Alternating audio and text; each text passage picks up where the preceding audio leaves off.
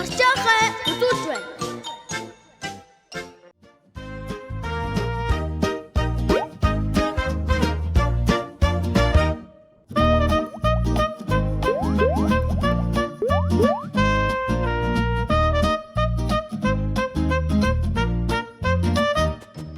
Молоо, тэгээд би аав ээж, эмээ өвөө, ах эгчтэйгээ хамт парк орж зөндөө олон тоглоом дээр их гоё тоглосон.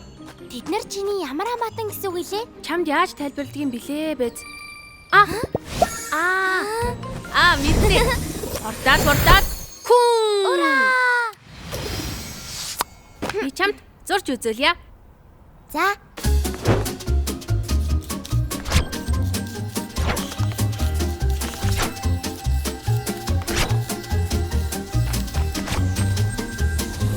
Бодлоо. За, зурсан зургийг чи харъя. Энэ бол миний гэр бүл. Аха. Би чамд тэднийг танилцуулах уу? За, энэ бол манай гэр бүлийн ургийн мод. Манай гэр бүлийн модны хамгийн дээр өвөө эмээ байдаг.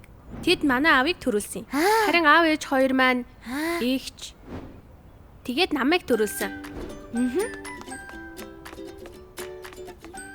Энэ бол миний аав. Тэр өдөр бүр кофе уудаг. Тийм болохоор би түүнийг кофений аяган дотор зурчихсан. Инээдтэй юм аа. Харин энэ миний ээж.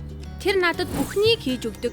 Тийм болохоор би түүнийг бүгдийг хийж чаддаг робот болгоод зурчихлаа. Аха. Үнэхээр гоё зуржээ.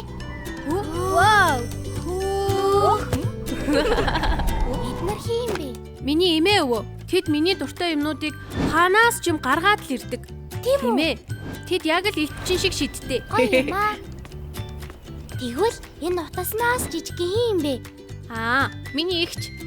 Тэр хоол идэж байхдаа, гадуур алхахдаа, бүр унтахдаа хүртэл утаснаас салдаггүй юм. Тэгээд л ингэж зурчихсан. Тэгвэл яг адилхан зуржээ. Харин би өөрөө эрдэмтэн болно. Өөх.